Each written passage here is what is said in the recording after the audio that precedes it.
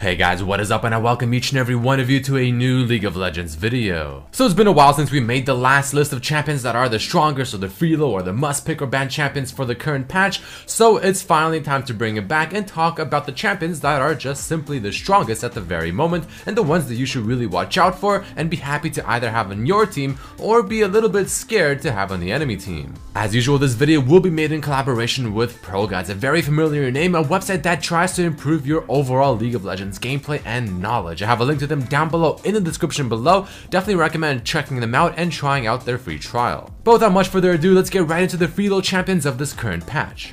So starting things off, and what I think is going to be probably the most kind of OP or FREELO champion currently, it's going to be Malzahar, but specifically in the support role. This guy sort of out of nowhere just became very popular down in the bot lane as a support, and for good reason. The amount of pressure that he can provide with his E ability with his Voidlings is almost unmatched. His ultimate is also just insanely good when it comes to 2v2ing, because all you have to do is just press R on one target and they're just sitting there and your ADC is whacking away at them for free. And you also build pretty much just straight AP on this champion as well, so he's going to be dishing out a lot of damage later on in the game as the game just continues to snowball and snowball and snowball to the point where you're essentially going to be having a second AP mid laner. But overall, just the utility he provides with his CC on his ultimate, the slow with his rallies, the amount of damage the Voidlings can do, the pushing potential as well, and how fast he can get the tower. There's just so many great things about him, and trust me, you should definitely ban him, because if people start picking him up in whatever elo you happen to be at, it's gonna be a very rough ride, unless of course he's on your team. So here's how the build can look like for support Malzahar. Now the thing that might throw you off is the fact that you actually go Thunderlords rather than Deathfire Touch, just for that extra lane pressure. But other than that, you still want to get the Sightstone, because at the end of the day you are still a support, but then you just transition into the raw AP items, and at the very end of the game, once you have all of your items, you can sell the Sightstone and you can get something like a Morellonomicon or something similar. But other than this should be quite self-explanatory. Trust me, it's very strong.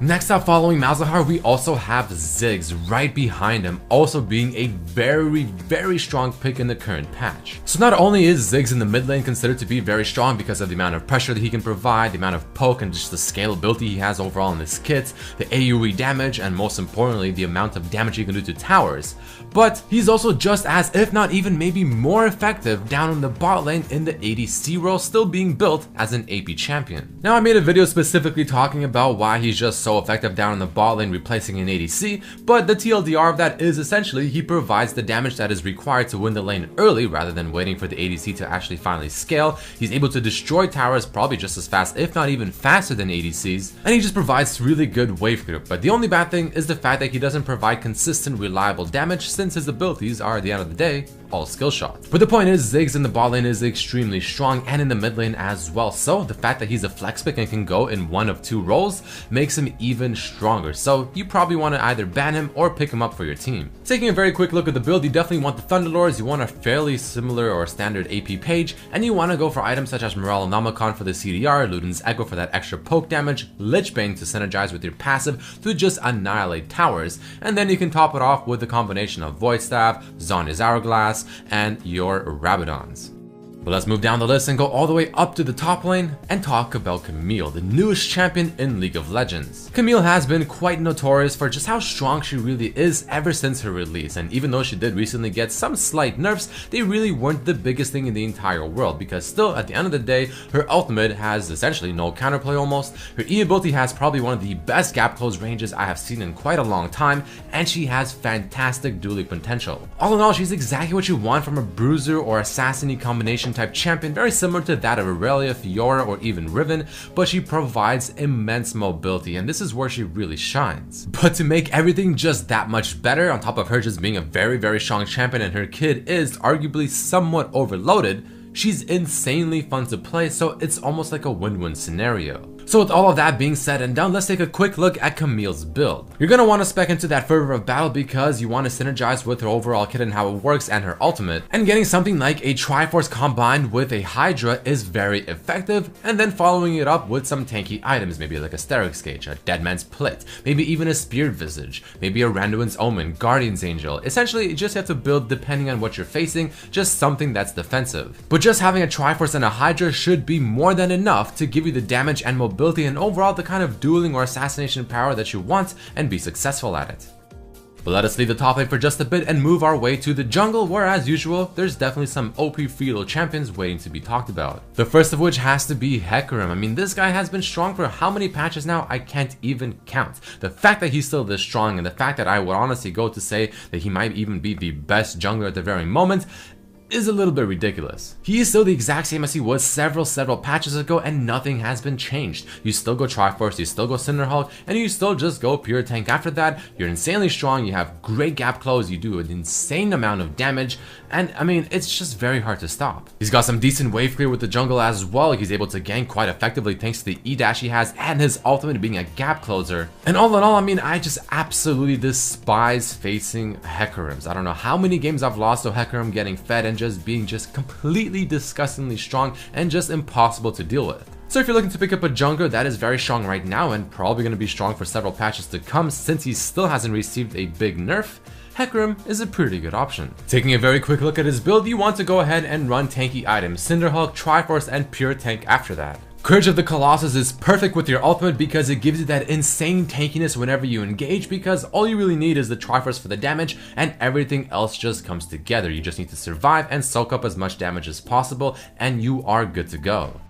But staying in the jungle for just a bit more, we have to talk about the big green blob monster himself, Zac. This is one of my personal go-to bans because I've also lost many games to Zac since he just essentially builds pure tank, but he still somehow just manages to do a lot of damage to the backline and he can engage from about half of the map, and it's just really awkward to face, really difficult to play around, and he just feels a lot stronger than he should be when building pure tank. So all in all, a champion that just can do a lot of damage while going pure tank and having one of the best engages in the game in my honest opinion, it's kind of a problem, and it's very strong, so without question, in my personal opinion, I highly recommend banning him or picking him up for yourself, for your team, or whatever, and just hoping he's not on the enemy team and it's a player that actually understands how to play him. But taking a quick look at the build, it's a very similar one to Hecarim as well, because what you do is you still go for the Cinderhulk, you still go for the pure tanks like a Spirit Visage, maybe a Deadman's, maybe a Randuin's, your boots of choice, and you just go raw tank stats. It's kind of insane that you can just do this and still do that much damage, but it is what it is. That's just how Zac currently works, so you should abuse it while you can. But the last champion I want to talk about specifically in the jungle is also going to be Lee Sin. Now, Lee Sin got nerfed this patch, and it was actually a pretty decent nerf, I have to say, to the point where I thought Lee Sin might definitely fall out of flavor and not just be that strong anymore. But apparently that's not the case. I'm still seeing this champion almost every single where, or at least almost every single game I play, and he is still insanely obnoxious. He still has that crazy early game pressure, he's still able to insect, he's still able to make a lot of plays, his damage is still almost pretty much there. It doesn't feel like the damage fell off that much. And for the most part, the Blind Monk is still just as obnoxious as ever. Now, granted, you do have to kind of have, a certain level of skill to play him successfully, but if you do, this guy can without question hard carry games. Just like the other two junglers, I've lost many games to Lee Sin's just outputting so much pressure in the early game that one of the lanes, or maybe even two of them, gets so ahead that it almost feels impossible to win because they're just so damn strong. And against a very skilled Lee Sin player, it's very difficult to match the amount of jungle pressure he can provide early on into the game. But taking a quick look at the build, you want to go for Thunderlords because, well, you are playing Lee Sin. You want to go for that damage and you want to get that extra power in the early game. For your items, you want to go for the Warrior Enchantment with the jungle item that gives you the extra wards. Black Cleaver is also quite good. If you're really ahead, you can go Tiamat, Deadman's Plate, Guardian's Angel, and then some kind of maybe MR item. But all in all, Lee Sin has always and will probably continue being a top-notch jungler up until he really takes a big hit. But the final champion I want to discuss right before I jump into two very quick honorable mentions is going to be in the mid lane, LeBlanc. LeBlanc has been quite strong recently, and I have to say she's been putting out a lot of pressure throughout the whole game now. The new LeBlanc is really good. She can do a lot of really crazy things, and her laning phase is still just as strong as ever, to the point where landing her E ability will be more than enough to make someone want to burn their flash. But the point is, now LeBlanc, especially if you decide to go for Lich Bane, has this really cool playstyle where you go in, you put in a little bit of damage, you go out, and then in just 3 seconds you go in again, you put in a little bit of damage, a little bit of CC, and you just keep going back and forth, and it's very strong and effective.